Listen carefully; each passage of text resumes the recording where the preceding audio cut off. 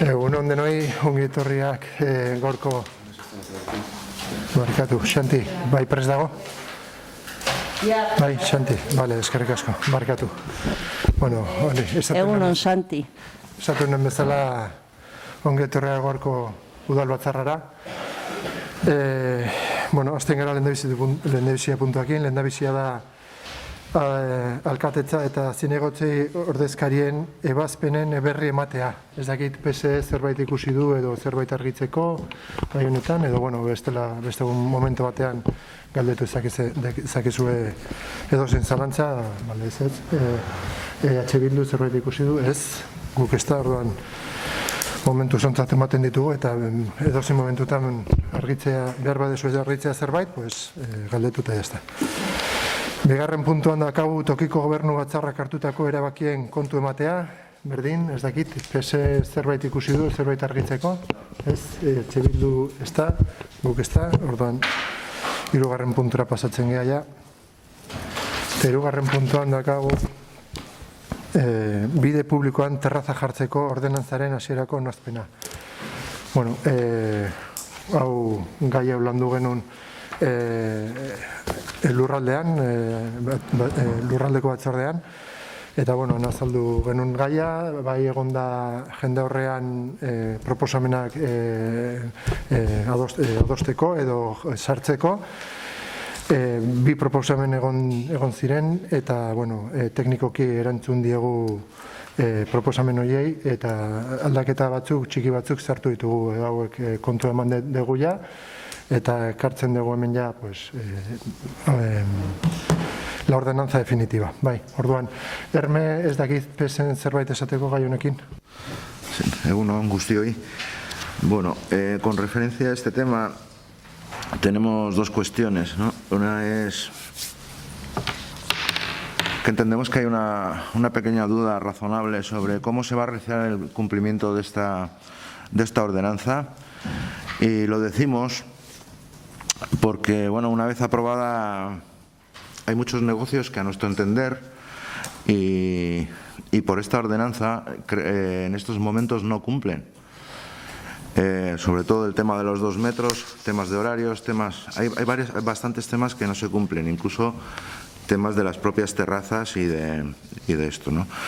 Por lo tanto, nos cuesta creer que esta ordenanza se vaya a llevar a cabo de una forma efectiva, ¿no? Que para eso se hacen las ordenanzas. No lo decimos nosotros solo, ¿no? Hay una de las alegaciones que es clara a este respecto, ¿no? Y dice que una vez aprobada esta ordenanza que se haga cumplir, ya que en anteriores experiencias se ha hecho caso omiso de las denuncias de los vecinos. Este caso es de los vecinos que, bueno, se han sentido agraviados porque no se les ha hecho caso en ningún momento, ¿no? Por lo tanto, bueno, hace un llamamiento a que una vez aprobada esta ordenanza se haga cumplir, ¿no? Y ahí es donde tenemos nuestras serias dudas. Ya, de hecho, las ordenanzas que tiene el ayuntamiento suele costar hacerlas cumplir, podríamos hacer un repaso de varias de ellas y es complicado. Pero más todavía si cabe cuando haces una ordenanza, cuando ya de antemano se sabe que no cumplen, ¿no? Y lo decía antes, sobre todo fundamentalmente lo de los 2 metros, por ejemplo, hace referencia también a los, ¿cómo se llaman estos? Los cerramientos, que no pueden ser agujereados, taladrados, tanto las aceras como bueno, donde vayan colocados, y eso está hecho. Entonces, ¿qué se va a hacer? Se les va a hacer retirar, se les va a hacer, no sé, un permiso especial porque como no cumplen la ordenanza habrá que hacer un servicio especial. Entonces tenemos nuestras serias dudas con respecto a todo eso. Hay más, ayer me la estuve leyendo de cabo a rabo, saqué una relación de cosas que creo que es difícil de hacerlas cumplir, más allá de si las haces cumplir, te cargas el chiringuito, vamos, pero así de claro, ¿no? Y luego hay otra razón, así como ha dicho Jorge ahora que se les había contestado a las alegaciones, porque han presentado alegaciones la Asociación de Hosteleros de Guipúzcoa y y por otra parte Xavier Sardón Prados como administrador de las fincas, no eran dos, yo creo que eran varias las que presentaban cada uno. Y bueno, el otro día en la comisión pregunté a ver si se les había contestado, has comentado ahora que sí, en la comisión se nos dijo que no, pero desde nuestro punto de vista hay que contestar siempre a las alegaciones y creemos además que por deferencia habría que haberlo hecho antes de venir aquí a someterlo a votación y aprobación de la ordenanza, ¿no? Por lo tanto, esas dos cuestiones nos llevan a abstenernos. Tenemos muchas dudas. Yo no sé, nos sentimos incapaces de aprobar una ordenanza que sabemos que ya la incumplen antes de aprobarla, ¿no? Y eso nos debía haber dado a reflexión. Nos vamos a abstener. Eskerrik asko, Arme. Ainara, Bilduren jarrera. Guk ere Euskal Herria Bildutik Partido Sozialistaren antzeko kezkak ditugu eta uste dut kezka horiek kalean paseatuz sortzen diren kezkak direla, ezta? Batzutan eman izan digu sensazioa eta pandemia honek oraindik areagotu egin du legeak denentzat berdin aplikatu ordez izaten dala etxe hontan norbaitekin bileraren bat eduki edo baimenak ematen jundiala, ezta? Horregatik ikusten dugu ordenantza hauek ez direla oso betegarriak egun terrazak eta espaloiak dauden moduan egonik. Ez dakigu gainera dauden bezala ustea ez ote dan egokiena, ze Erme Gonzalezek esan duen bezala, ez dakigu oso ongi betearazteak norainoko kalteak harriko lioketen negozio horiei. Eta guk ez dugu inolaz ere kaltetu nahi, hain kaltetua dagoen sektore bat. Beraz, pentsatzen duguna da, eta hemen ere horrela pentsatzen dugu, esposizio publikora atera baino lehen beraiekin hitz egin bertzela. Bilera batera deitu bertzela eta dakiten hoiekin gai hauek maigainan jarri bertzirela. Izan dugu hastia eta ez dugu egin. Eta guk pentsatzen duguna da, dakienari galdetzea dela legeriko berena. Ez dakit egin dan beste bilerarik ezan egin. Gu ez gara egon. Bidatuak izan eta gu ez gara egon. Beraz, egon ez garen bilera hoiek guretzako ez dira egon. Beraz, eta jakin izan dugunez eta guregana etorri diren erreflexioak ikusita, ez naiz txiste kontariari, Oso serioa da gai hau. Oso serioa da eta uste dut errespetuz tratatu beharreko gaia dala parrik egin gabe. Konforme, eskerrik asko. Argumentarioari jarraituz, esatera nindoan zen guregana etorri direla zenbait hostelero eta beraiek diskriminatuak sentituak izan direla arauak betetzerako garaian. Hau horrela sentitu baldin badute, pentsatzen dugu zerbaitegatik izango dela. Beraz, eta guzti honengatik, eta gure zalantzak ditugulako, ea denontzako berdin betetzen diren, ea betegarriak diren, eta gaina ea betetzean nahiko genituzken sikiera, gure abstentzia izango du. Eskerrik asko, Ainara.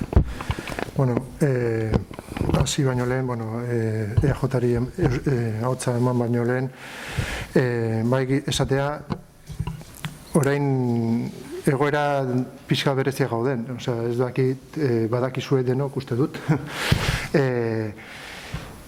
Pandemian gaudela eta pandemiakin ireki dugu eskua eta egoera desberdinean gaude terrazekin. Metro gehiago daukate eta baimena zabalagoa da. Bai, horrela da. Horregatik ez dira betetzen 2 metrokoa eta dena, baina arau hauekin da regulatzea gauza horiek eta arau bat edukitzea jakiteko nola jokatu behar dugu denok. Bai berak, negozio guztiak edo enpresa guztiak arau berdinekin. Eta nola, cómo cumplir la normativa, pues tendremos que hacer que la cumplan. Ellos, nosotros y para los vecinos, para los propietarios y para todos, y jugar todos con las mismas reglas de juego. O sea, no le veo mayor opción, vamos. Estamos intentando hacer una normativa que vaya acorde con el disfrute de la ciudadanía, con el uso de los empresarios y con el descanso de los propietarios de las viviendas que hay encima de sus negocios, y es una normativa que tiene que regular ese uso de todos, ¿no? Entonces, pues en eso estamos. Bueno, nire partetik momentuz ez zer gehiago. Mikel, ez dakit nire zu zerbait esan. Bai, bueno, lehenik eta behin, egunon guztioi. Ordenantza hau onartzeko bidean, zegoendikan ere onartzeko bidean gaude, zeren gaurkoan nolabait ere hasierako onarpen emango litzaioke, esposizioa egongo litzateke, eta horri ere nolabait ere bere ekarpenak egiteko oraindikan ere irekita dago epea. Prozedimendu honetan edo prozedura honetan hori guztia, lehenik eta behin eskertu egin behar dugu orain arte egindako jendaurreko epe horretan eta jaso izandako ekarpenak. Bi ekarpen izan dira oso desberdinak, eta ekarpen horietatik ere nolabait ikusi denez, eta gaurkoan onartzera, bozkatzera dakarkigun dokumentua aztertzen badugu, ikusten dugu bai baten eta bai bestearen ekarpenak jaso ditugula eta txertatu ditugula.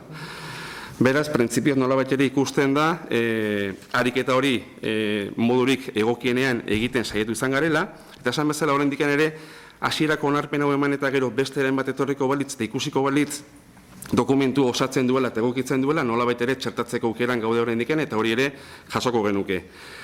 Zentzu horretan, alkateak dion bezala hori guztiak COVID egoera batetan gaude, hainbat herritan jadanikan hasi ziren baita ere COVID egoera horren aurrean harturiko erabaki berezi horiek nolabait ere berriz ere itzultzeko edo aldatzeko bide batetan, baina oraindik ere COVID-arekin ez dugu amaitu.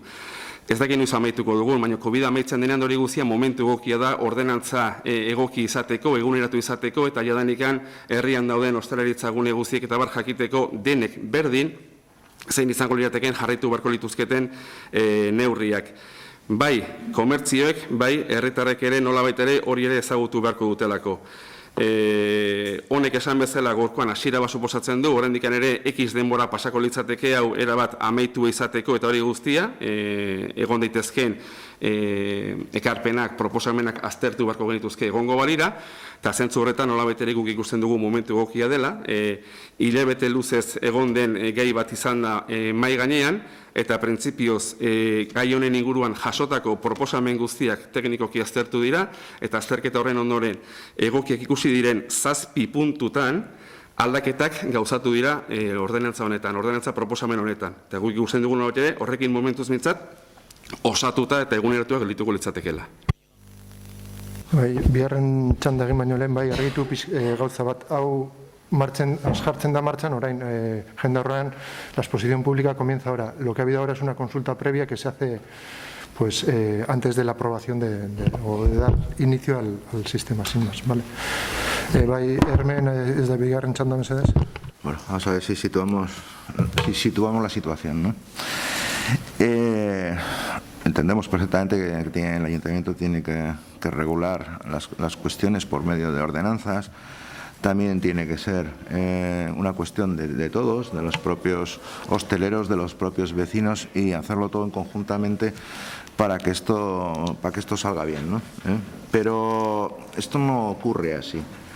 De hecho, cuando lo de la pandemia es muy recurrente, ahora parece ser que, bueno, pues si no lo hacemos es por la pandemia, si hemos dado mangachas por la pandemia, todo es por la pandemia. Pero aquí yo no estoy echando la culpa a nadie. Sencilla y llanamente hay una cuestión que es clara, es que lo que vamos a poner como ordenanza no lo podemos cumplir, pero es que el propio ayuntamiento es el que no cumple. A ver, ahora no tienen más sitio porque hay pandemia, sino porque las aceras no tienen hay aceras que no tienen más de 2 metros.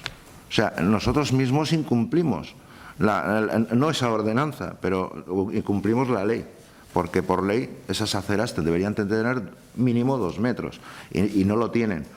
Los pasos que se dejan no los tienen, pero en pandemia y sin pandemia. A ver, quiero decir, no estamos diciendo que ahora se le vaya y se le cierre el chiringuito porque no da los 2 metros. No, sencillamente que revisemos esto porque hay muchas cosas. Mira, pone recoger mesas y sillas todas las noches. Eso no se hace. Si hay alguien que vive en este pueblo sabe que no se hace. Recoger. Es que acogí ayer unos cuantos. Ocupación para el desarrollo de la actividad de hostelería con mesas, sillas y parasoles, que diariamente han de ser recogidos al interior del local, dejando totalmente libre la vía pública. ¿Eso se hace? ¿De verdad estáis convencidos de que eso se hace en todo el municipio? Creemos que no. Creemos que no. Terrazas con estructura con el espacio delimitado. Por la noche, una vez cerrada la terraza, se recogerán todos los elementos de la terraza, el toldo y los elementos laterales. Se podrá dejar en la calle la estructura mínima de la terraza. A estos efectos se entenderá por estructura mínima aquella que por sus características especiales, tales como soportes de toldos, paramentos, no sé qué es eso, verticales de protección, porterías, jardinería, etcétera, suponga mayor complicación para su retirada o guarda. Estos elementos no podrán obstaculizar el paso de viandantes y deberán permitir la identificación del obstáculo a las personas con deficiencias visuales. Bueno, en fin, ¿esto se hace? Tampoco. La autorización de cualquier elemento sujeto a las fachadas como toldos se someterá a la regulación urbanística. ¿De verdad creéis que todos los toldos y terrazas están acordes con el urbanismo de Urnieta? Yo creo que no. Creemos que no. No está. No, es que hay que darse una vuelta por el pueblo, creo yo, para ver estas cosas. Entonces, hay más, apunte bastantes más. La instalación habilitada garantizará en todo momento, en todos los casos, que el paso peatonal disponga de una anchura mínima de 2 metros. Esto tampoco se cumple, ni en pandemia ni con pandemia. No se cumple. Entonces, yo creo que estas cuestiones, vuelvo a repetir otra vez, los parasoles todos serán de material textil plegable, utilizando colores de tonos neutros. Esto tampoco se cumple. Su proyección en planta no sobrepasará los límites de la terraza y no podrán tener cerramientos verticales.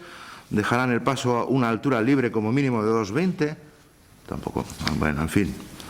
Se podrán colocar mamparas en los laterales de las terrazas para la protección del viento, siempre que se desmonten y se recojan al interior del establecimiento. ¿Esto también se cumple? No se cumple y no se va a poder cumplir. Difícilmente se va a poder cumplir. Será obligado del titular proceder al cierre de la terraza en caso de que por parte de quien utilice la misma se produzcan molestias al vecindario, así como impedir que se saquen las consumiciones fuera de la zona autorizada para la terraza. Tampoco se cumple. Tampoco se cumple. En fin, tengo 8 o 10 más. Es cuestión de leerse la ordenanza y ver que estas cuestiones... A ver, lo que queremos decir es que va a ser complicadísimo cumplir esta ordenanza, hacer cumplir esta ordenanza más allá de decisiones y toma de decisiones agresivas que van a causar, pues yo que sé, bastante dolor, ¿no? En este caso, sí. Hombre, si tú lees la ordenanza y quieres aplicarla, habrá terrazas que habrá que recortar, cerrar o hacerles ponerlas mejor, o no sé, y donde no se puede dar los 2 metros, pues complicado lo tenemos también. Es quitarle la terraza, así de claro. Entonces, esa era la idea. O sea, la idea no, o sea, sabemos que tiene que haber ordenanzas, sabemos que se tienen que cumplir y sabemos que todos tenemos que participar para que todo esté bien, ¿no? Y se haga bien. Pero es que yo, de verdad, lo hemos leído, lo hemos comentado y somos incapaces de ver cómo se puede llevar a cabo, hacer cumplir esa ordenanza. Ni más ni menos. Eso era lo que queríamos expresar aquí. Luego ya nos hacemos alegaciones. ¿Qué alegaciones vamos a presentar? ¿Que esta ordenanza no se puede cumplir? Bueno, pues si es así, ya haremos ese trabajo de presentarla. Pues yo creo que es un tema ya, además, no sé, es una cuestión de lógica, creemos. Pero, en fin, eso es nuestra opinión. Y no votamos en contra porque entendemos que tiene que haber una ordenanza que regule todo esto, ¿no? Para el buen funcionamiento en el pueblo de la hostelería, ¿no? Pero esta, desde luego, no sé. Eskerrik asko, Orne. Bildu Ainara, zerbait esateko. Bai, noski.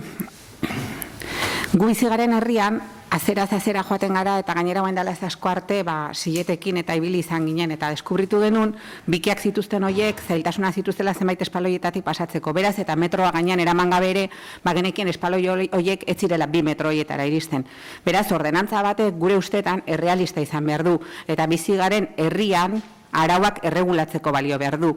Herri honetan, COVID-a dago, bai, baina espaloiak ez ditu COVID-ak txikitu. Edo nik behintzat ez dakit eragin hori daukanik. Baina bai, badakit bai, COVID-arekin gaudela. Badakit gainera, ordenantza hauek aplikatuko zizkion sektoreak orain, QR kode bat eskatu beharko duela. Hori ere ez dakit beraiekin hitz egin dugun. Nik hitz egingo nuke, kezkaz bizitzen ari baitira. Nik benetan, pentsatzen dudana da, kaltetuekin edo eragiten zaien pertsonekin hitz egitea dela bidea. Eta ez esposizio publikoarekin, 6.000 biztanleko herri batean gaude. Esposizio publikoak oso ondo daude. Baina hitz egitea dela bidea pentsatzen dugu. Bilera batera deitu, nola bizitzen duzu hau, nola bizitzen duzu terrazen jasoera, betegarri alda, zilegi alda, hau egitea, errealista alda, nik hori galdetuko nieke, eta bide batez galdetuko nieke, nola bizitzen ari zareta araudi berri hau, nik galdetuko nieke, baina ni ez naiz gobernu taldean dagoena, ez da partidu horretan dagoena. Beraz, nik ezin hori egin. Horregatik hemendik, gure autua eta COVID garaian gaudela jakinik ere, gure autua abstentzia izango da. Gu pentsatzen dugulako betegarriak izan behar dutela ordenantzak. Eta egun, pandemian egon edo ez, Urnietako herriaren egiturak ez du hau betegarri egiten. Eskerrik asko, Inora. Mikel, egoten jarrera. Bai, labor, nik uste ja postular nahiko garbia dela bai zentzu baten eta bestean. Nabardura txiki batzuk, batetikan, nik ez uste inolako momentutan esan danik, eta ez uste inork ere ulertzen dunik, mangantxa eman denik nola bat jaragenetan, bezik eta baldintza berezek ezarri dira, metroak bikoizteko eta neurri berezek hartu dira, hori ez da nire ustez behintzat, mangantxa establezimenduei eman zaiena. Ez hemen eta ez inon, baizik eta egoera berezi batzuen aurrean, erabaki eta neurri berezi batzuk hartu dira. Ahalik eta proportzionalenak, hori ere bai nola baitere eta bizikidetza, herritarekin bizikidetza mantendu nahian. Bestetikan, kurioso da, nik uste eta horreneko zirriborre ordenantzela honen dela urte beti iguala aurkeztu zen, gero X denbora egondu da landu gabe, eta berriz ere bat bileretan edo landu dugu, edo aurkeztu dugu. Eta proposamena edo emendakin hori edo alegazio hori Alderdi Sozialistako bozeramaile izango niokenik ez izateko ordenantza hau ezin da betea, baizik eta agian gustora eta eskerrikan jasoko genuken eztabaidatzeko gaian egon du honetan, ikusita jadanikan, erredakzioko gauza horiek jadanikan, hasiera-hasieretikan hor zauden iragarrita eta ikusten bali mazanain garbi ezin zirela bete edo beste proposamen batzuk eman zutela, agian proposamen horiek esatea, hau ezin da bete eta beste modu honetara egin beharko genuke edo horrelako proposamen nolabait ere positiboak prozesuan zehar jaso izana. Hala ere horrendikan ere irikita dago eta horretara ere gonbidatzen zaitugu. Eta EH Bilduko bozeramaileak esan duen araberatu hori guztia, nik ez dakit komertzianteekin elkartu beharko ginateken QR askatu behar dutelako teori guztiak kontutan izanekan guk ez dugula inolako erabaki almenik zentzu horretan. Orduan gurekin elkartzen bali madira ere ez dakit zertan nola ere gauzatuko den bilera horren emaitza. Ez dugulako ez gu jarri eta ez dugulako guk inolako potestaterik ere zentzu horretan hartu eriko erabakiak kentzeko ere. Beraz, printzipioz ez dut logika askorikan ikusten. Eskerrik asko, Mikel. Zu jarrera jarri daude, orduan boskatuko du. Akordioa izango da lehenengoa, lehenengarren puntua bide publikotan terraza jartzeko ordenantza hasierako izaeraz honestea. Bigarrena, 30 lanegunez iragarkia Gipuzkoako aldizkari ofizialean argitaratu eta hurrengo lanegunetik hasita espedienteak jendaurreko informazioaldian jartzea. Jendaurreko informazioaldia igar ondoren ez balitz reklamaziorik edo oharrik aurkeztu behin betiko onartuta joko da aipatutako araudien aldaketa, erabaki berrin hartzeko beharrik gabe, eta hori da bozkatzen duguna. Aldeko bozkak, abstentzioak, eskerrik asko. Laugarren puntura pasatzen gea, laugarren puntua Urnietako udalaren konpromisoak bigarren hezkuntzako ikastetxea erekitzeko orube bat Eusko Jaurlaritzaren esku jarri eta ari lagatzeko. Hau, nik uste du ja itzen dugu desente gai honetan, eta, puntu honetan gertatzen dena da Eusko Jaurlaritza jarraitzen du bere martxakin edo bere prozesuakin garatzeko proiektua eta gero jartzeko martxan eraikina. Eta gu gure partetik egin behar dugu lurrak lortu eta solar bat bihurtu. Orduan, lurrak okupazio zuzena egin dugu eta gure almena da han zerbait egitea. Orduan, erabili dezakegu ja lurrak, orduan akordio hartzen dugu eramateko baimen hori edo posibilitate hori Eusko Jaurlaritzari, hezkuntzari, eta edukitzen dugunean ja gure izenean lurrak emateko ja definitiboki lur horiek hezkuntzari. Orduan, kasu horretan, hezkuntza eskatzen ziguten akordio bat edo deklarazio bat esanez horrela izango zala eta horregatik ekartzen dugu hemen gaia. Ez dakit honen ari buruz, Herme zerbait, PSE zerbait esan behar du? Sí, bueno, nos parece razonable que el Gobierno vasco nos pida este compromiso, ¿no?, al Pleno Municipal del Ayuntamiento de Urnieta. Es cierto que cuando vino tuvimos nuestras dudas porque no señalaba de una forma clara que era el compromiso que adquiríamos, por lo tanto solicitamos meter exactamente cuál era el terreno. Bueno, lo hemos visto bien, lo vemos bien, porque no solo vienen los metros cuadrados, sino incluso la descripción de la finca, con qué linda y con qué no linda. Y bueno, esa era nuestra petición. Creemos que ahora está muchísimo más claro y sabiendo el compromiso que adquirimos, ¿no? Por lo tanto, votaremos a favor de este punto. Eskerrik asko, Herme. Ainara, Bilduren posizioa. Aspaldian zaigen urubea lortzeko ikusi dugu ja martxan hasita daudela gaina urbanizazio lanak, eta, pozez jasotzen dugun pausoa da. Dena den eta puntu honetan eta komisioetan ere gure postura garbi adierazi dugun horretan, berresten dugu gure postura eta hemen ere azaldu nahi dugu. Hemen proposatzen denarekin guztiz ados gaude eta gaina uste dugu egokiro azalduta dagola eta eskatu denean dokumentazio gehitzea edo esaldiak gehiago zehaztea egin dala eta horregatik dokumentu honen aldeko autua egingo dugu eta bozka emango dugu. Baina horrek ez du esan nahi gure kezkak suabetu direnik. Ikusten dugu 8.400 metro kuadroko saila gordeko dela, etorkizuneko institutua eta kirol eremuak gauzatzeko, baino zalantza handiak ditugu, hezkuntza sailak bertan egingo duen 5.000 metro eta piko kuadroko eraikin horretatik 8.000 arte zein izango dan udalonek emango dion erabilera. Badakit ez dela hemen tratatzen dugun gaia, baina aurreko punturen batean EAJ-ko bozeramaileak oso ondo esan duen bezala, gustoz jasoko genituzke proposamenak. Guk gustoz jasoko genituzke gure proposamenak exekutatzeko bideak. Beraz, eta puntu honetan gure proposamenak bai egin ditugun horretan, eta naiz eta jakin gaur zehazki gai hori ez dela mahai gainean duguna, 8.400 metro kuadro hoien erabilera hitz egin dezagun, azter dezagun, eta aurrera jarrai dezagun denok batera.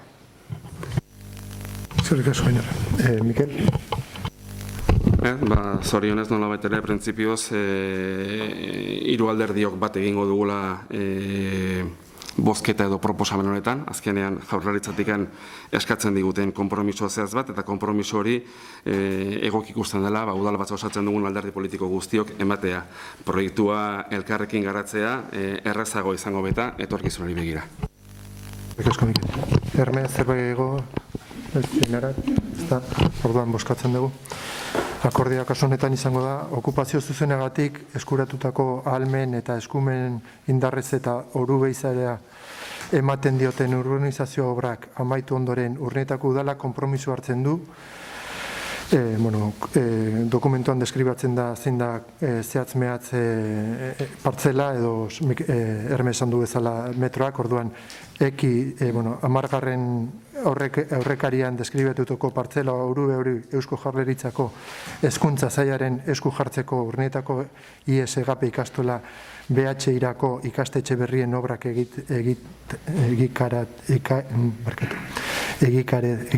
egikaritzeko, Urnietako udalak, bigarren puntuan, Urnietako udalak aldez aurretik okupatutako lurritaren jabetza osoa eskuratzen duen konpromiso hartzen du legez ezarritako prozedura izapidetzari hasiera ematea Urnietako ISGP ikastola BH-irako ikastetxe berriaren obrak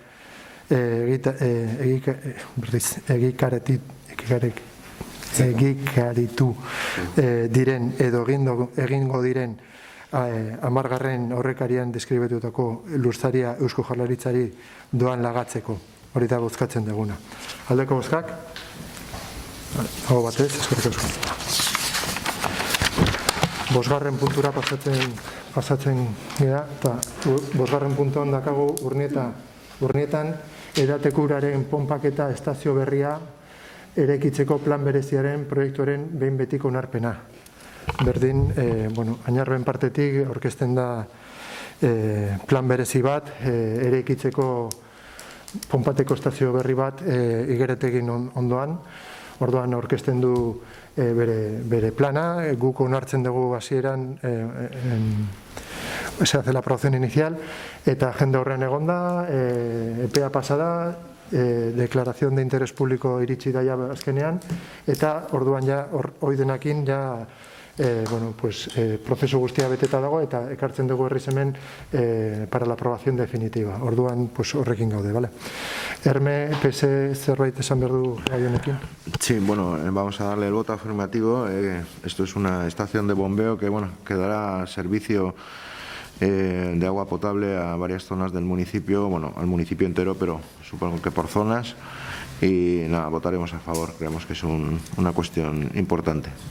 Eskerrik asko, Herme. Ainara Bilduren jarrera. Bai, guk komisioan esan genuen bezala eta data gainera etorriz, Añarbeko funtzionamentuarekin, bertan dauden instalakuntzekin eta hola, ez dugu asti gehiagirik izan teknikoki kontrastatzeko, eta beraz, momentu honetan gure abstentzioa egingo dugu jakinik gure bozkak ez dula eragina handirik, eta jakinik proiektu hau importantea dela, aurrera atera behar duela, baina ez gara gai sentitzen momentu honetan alde edo kontra esateko, ze ez dugu hau dena analizatzeko behar adina denbora hartu. Beraz, gure abstentzia hortik doa, ez proiektuaren kontra gaudelako edo lako ezer. Al contrario, pentsatzen dugu oso importantea dela, eta oso importantea delako merezimentua duen denbora eskaini nahi diogulako. Eskerrik asko, Ainara. Mikel EAJaren jarrera. Bai, Añarbek azken urteetan nolabait ere ahalegin berezi bat egiten ari da. Printzipioz, Añarbeko mankomunitatea osatzen duten 10 herrietan eskaintza berdin egin du, itako ja dezentetan egina zeukan edo osatuta edo onartuta zeukan, eta beste batzuk pixkana bertara batzen goaz, eta berek egindako proposamena da, Añarbeko mankomunitatea osatzen duten herrietan dauden pertsonen, dauden jarduera ekonomiko eta alegia uraren konsumo, uraren beharra behar den guztietan, Añarbeko ura erabiltzaren inguruko proposamen bat.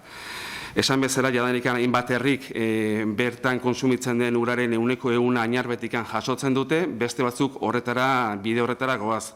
Gure kasuan, urretaren kasuan orain arte, esan genezake urneetan konsumatzen den uraren 80% jadanik Añarbeko mankomunitateko ura dela, eta orain egingo den obrari eskeletori guztia konsumo hori bermatzeaz instalazio egokiagoak izango ditugulako eta ur gehiago eta ura nolabait ere bide egokiago batez kanalizatzeko aukera izango dugulako, pendiente geneukan kolektibo batetara eta zuzen ere landagunean bizi diren pertsonengana iristeko aukera emango digulako egingo den instalazio honek, etorriko den ur berri honek, eta horrekin ez dugu 100% erabat lortuko, baina asko gerturatuko gara eta herritarren, urnietarren 89%ak gutxi gora bera Añarbeko ura konsumitzeko aukera izango du. Orduan, Añarbek helburu hori lortuko luke, eta zentzu honetan guk ere herri bezala, herritar guztiok aurreneko mailako herritar bezala konsideratuko genituzke, eta guztiek Añarbeko ura edateko aukera izango dute, behin obra hauek egin,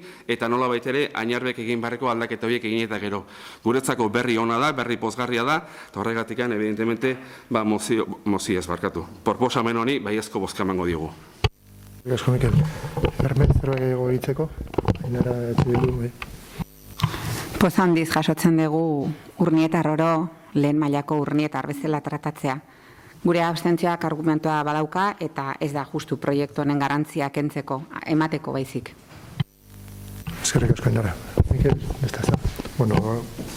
Argi daude posizioak, bakoitzaren jarrera, orduan erabakia hau izango da. Lehenengoa, Aurkeztatuko alegazioak ez eztea, espedientean barneratuko alegazioei erantzuteko 2021ko urtarrilaren 27ko sinadura duten txosten tekniko juridikoan oinarrituta, bigarrena behin betiko onartzea urnetan EBAP eraikitzeko plan bereziaren testu bategina, hirugarrena aurreko erabakian aipatzen den plan berezia Gipuzkoako Foru Aldundiari bidaltzea hirigintza plangintzako administrazio erregistroan gordailutu dezan argitaratu baino lehen, laugarrena Gipuzkoako aldizkari ofizialean argitaratzea behin betiko onespenaren erabakiaren eta hirigintza arauen eduki osoa.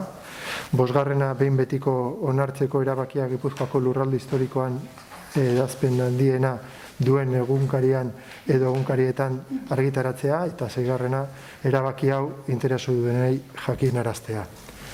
Aldeko bozkak, abstentzioak, ados. Eskerrik asko.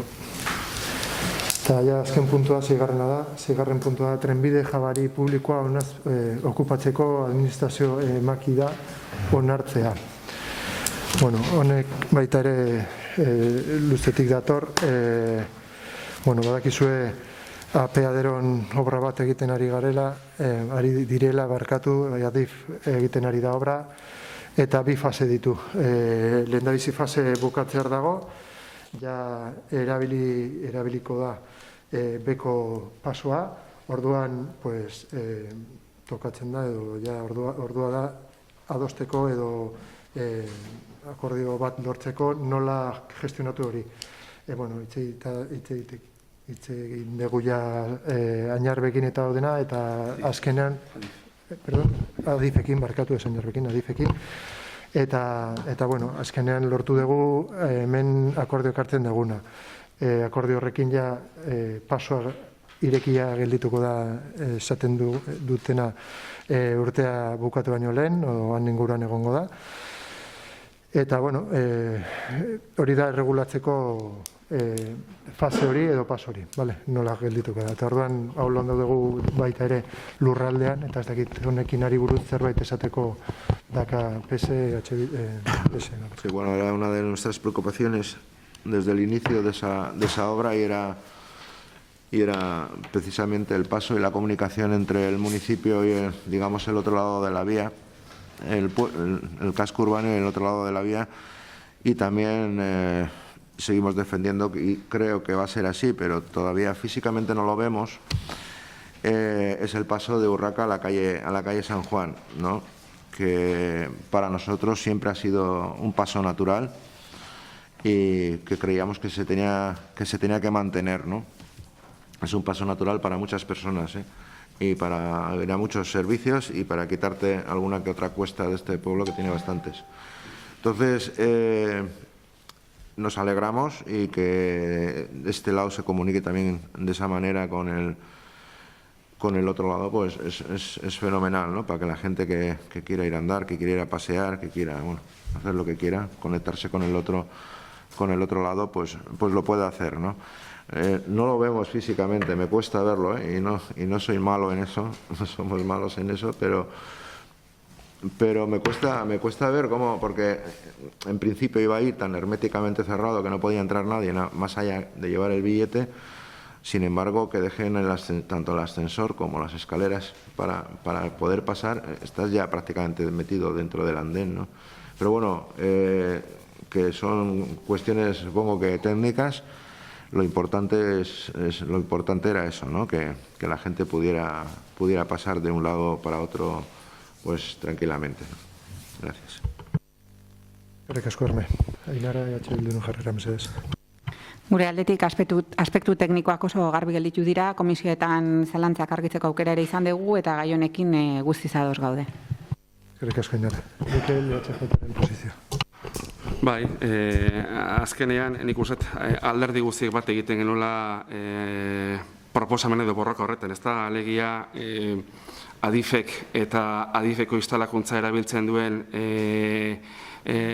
Renfek, printzipioz nolabait ere onurak jasotzea bakarrikan ez obra hori egiterakoan, baizik eta herritarrak ere onuradun izan gintezen, ez bakarrikan ja Renfeko erabiltzaile izan, baizik eta izan gabe ere, igogailu hori erabili genezan, jadanikan trenbidea gainetikan pasatzeak suposatzen duen arriskua eta segurtasuna bermatzeko alternatibak sortzen direnean, eta kasu honetan sortu diren bezala, igogailua jarri dira, igogailu hori erabili beharra dago, edo eskailerak erabili beharra izango dira hemendikan aurrea trenbidea hortikan gurutzatzeko, ja gainetikan ezin izango litzateke pasa, beraz, segurtasun mailan, irisgarritasun mailan, herriarentzat, Renfeko erabiltzaileentzat ere, evidentemente, onura suposatuko du, eta zorionez, gure nahi izango litzateke, ahalik eta azkarren abian jartzea, martxan jartzea, eta arriskuak saihestea.